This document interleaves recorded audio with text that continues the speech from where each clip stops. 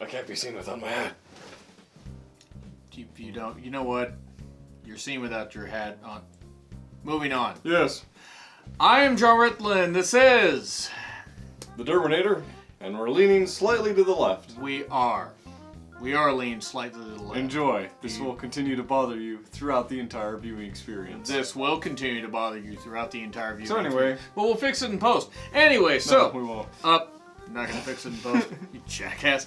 So AEW Dynamite, the Jericruise. Yes. It was an average. The gift of Jericruise. And much like a mid-40s Jericho, it was average at best. There were a couple things that I liked on this show. Yes. There were a couple things I didn't like. There's one thing I really didn't like. You know what it was. No. I might. And you know what to say, folks. I might surprise you fucking jackass. Thanks, by the way. I'm not gonna get anywhere near him when I'm at that show. So, Rock and Wrestling Rager. Great. So, we get Shivani, Jer, and Excalibur on commentary in Hawaiian shirts. Tony Schiavone in a Hawaiian shirt on a Turner broadcast. And JR beat a slice of Hawaiian barbecue. We sure he just wasn't drunk? Probably. Completely drunk. Maybe pyro and smoke on a cruise ship with wind wasn't a good idea. Maybe? Maybe. And this was edited, by the way. This had already been taped, and there was a lot of editing because the crowd was chanting, fuck a whole lot. Yeah. Because that's kind of what you get. Drunk on a cruise. Yeah. I don't need to drive anywhere.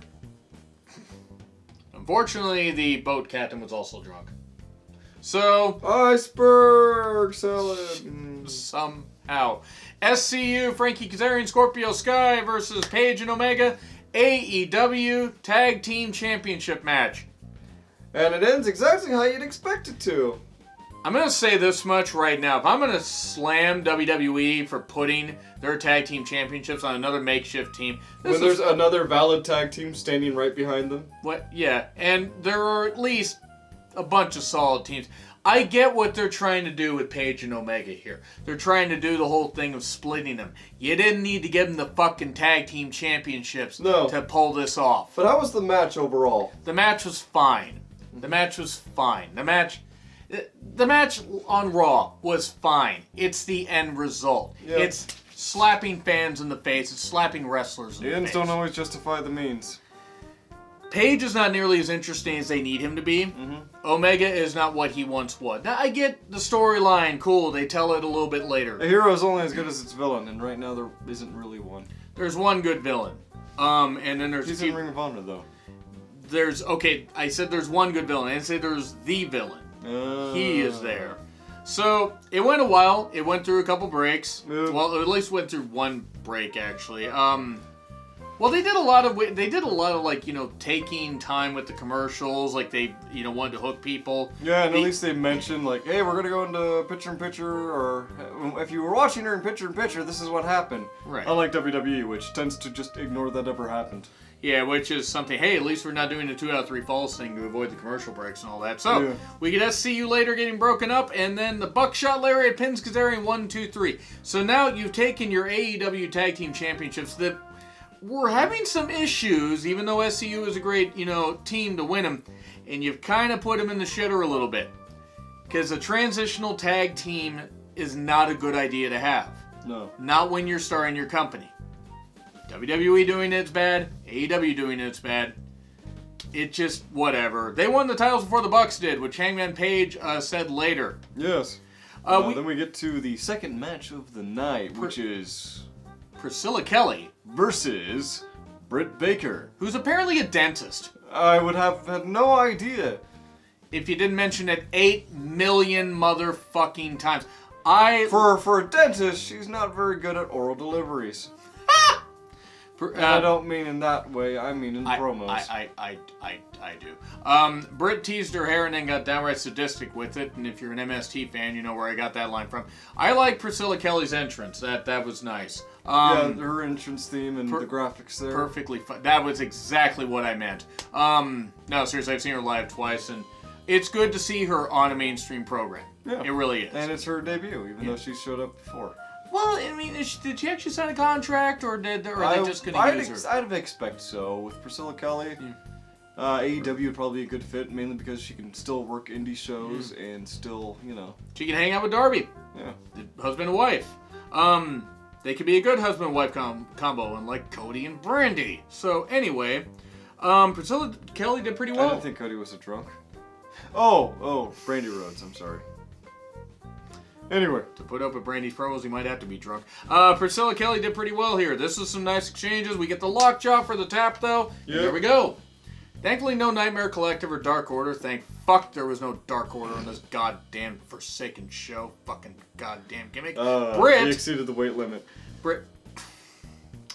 This gimmick's such an atrocity. Anyway. Britt, going with the whole "don't hate me because I'm beautiful" thing.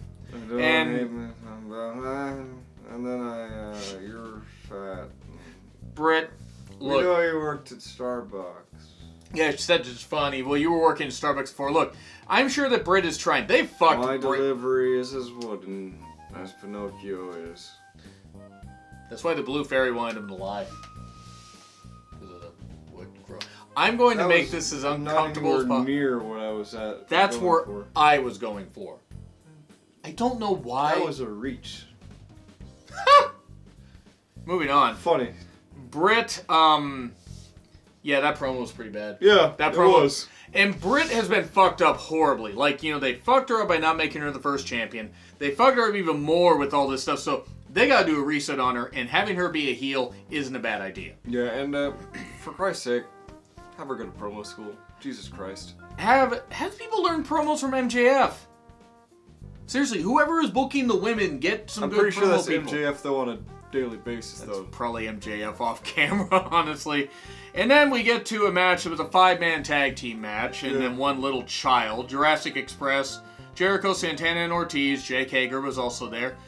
I'm helping. The best thing about by being a job guy, a little twerp. Anyway, so Jericho sings. The crowd singing. I was talking about Hager. He's just like a CPA on a cruise. So Jericho's just theme being sung by the crowd. That was cool. Yes, and Jericho trying his damnedest not to break. Tried so hard. Yeah, but when the music stopped and everyone kept singing, he couldn't help but be impressed. I mean, that was pretty good. I was amazed they could carry a goddamn tune. It was like the Miami crowd cheering for Marcos. Well, someone's got to be able to on this show. Yeah, that's true. Yeah, it's like when the Miami crowd cheered for Marco Stunt, and I was embarrassed. Referee Aubrey was here. I'm sorry for anybody that had to sell for that twerp. And Jericho hits a Juice Effect for the win. Yes. Look, Jungle Boy has been hitting the gym. He's doing pretty well. Luchasaurus is pretty goddamn good. Santana and Ortiz already feel like just another team, unfortunately. Yeah. Imagine what happened to Marco Stunt put on muscle. How weird would that look? Imagine if they put him over the guardrail and put him in the crowd where he belongs. Anyway. Jericho's been hitting the gym, as in Jim Beam. Look. He's having too much of the bubbly. He is still in better shape than the two of us combined. But, for TV, to have a longer career, he's got to do something. This match, and the funny thing is, Luchasaurus and Hager were fighting to the back or whatever. So you left Jungle Boy and Marco, so you left 1.5 people there. Yeah. But like I said, Juice Effect, maybe it knocked some sense into Stunt, and he's going to be out of wrestling. MJF and Cody. Look! I said it already. MJF and Cody. It was a video package. Cool. And then we had them talking afterwards, because we had MJF and Joey Janela, and it wasn't good. What? I can't write. Okay? MJF versus Joey Sanda. Yeah, Joey Janela is what I tried to write. Joey Janela is a goddamn atrocity in the ring. He was not that bad tonight. He's terrible. To me. Okay.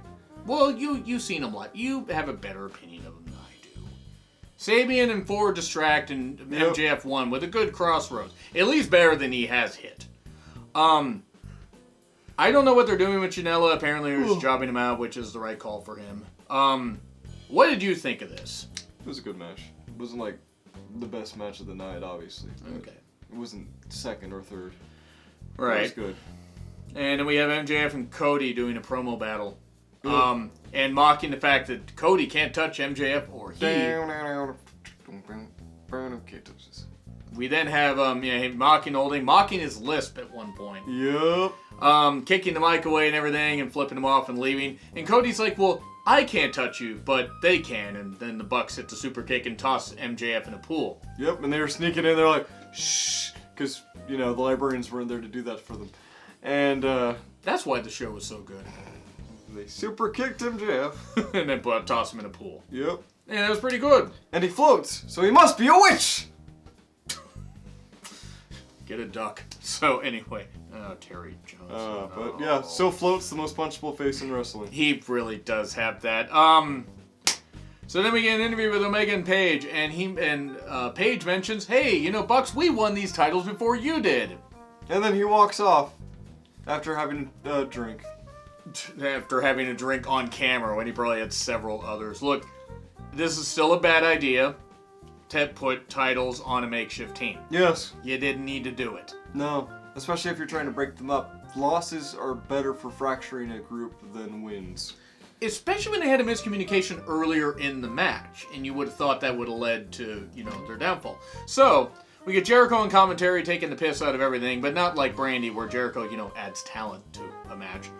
We get Pac versus Moxley, #1 contenders match. Great match. Yeah, Pac kept targeting the eye, forcibly, pounding that eye. Yep, and as it was right after you missed the Black Arrow. Yeah. For the last time.